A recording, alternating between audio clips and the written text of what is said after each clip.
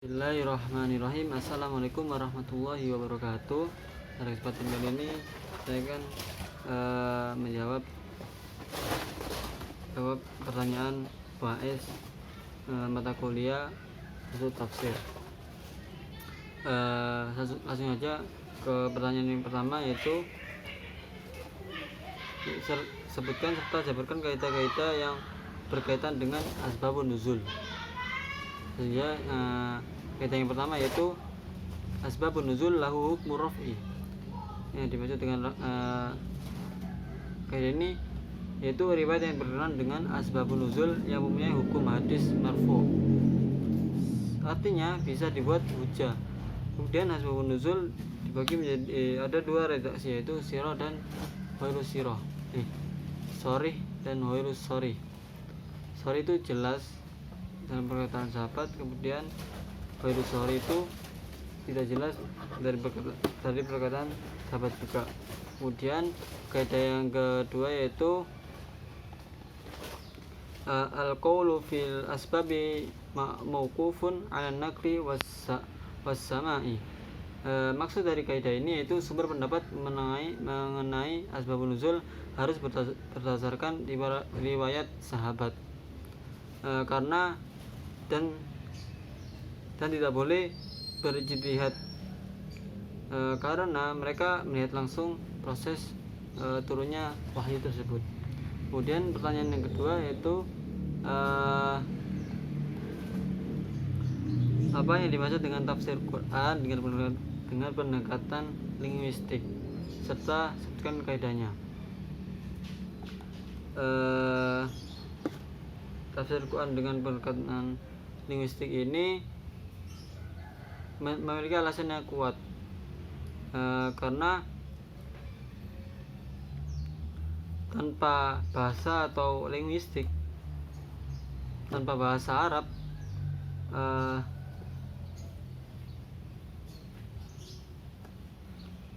ya akan tidak semua orang tidak akan bisa memahami Al-Quran.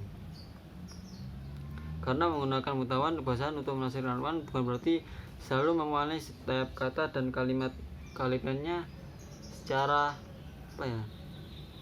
secara literal atau harfiah seperti itu. Kemudian kaidahnya yaitu fi tafsir Quran bi muqtadal lughatil yura'i ma'nal aglaba wal ashhara wal afsaha dunas syadi au qalil.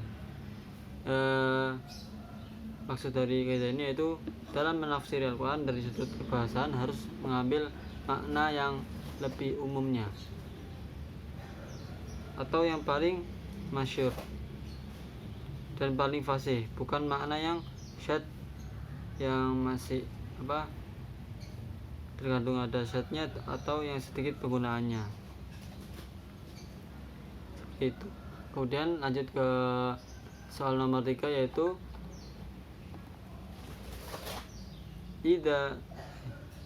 apa yang dimaksud dengan kaidah di atas, berikan contoh dan penerapannya.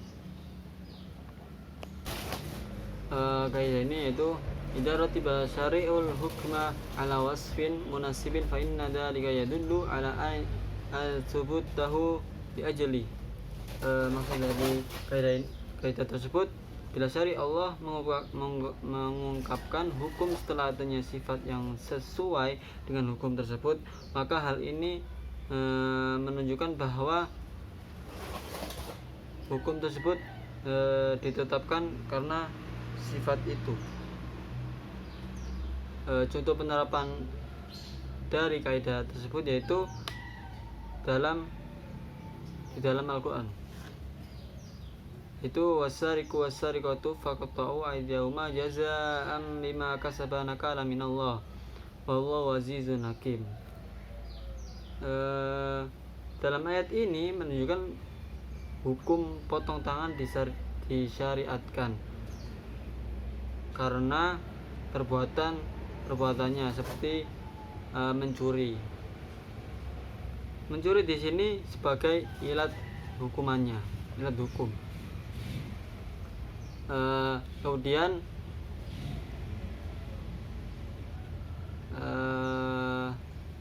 pertanyaan misalnya yaitu apa yang dimaksud tafsir Quran dengan pendekatan linguistik, dan berikan contoh kaitannya. Yang dimaksud dengan tafsir Quran tadi sudah dijelaskan bahwa tafsir Quran dengan pendekatan linguistik itu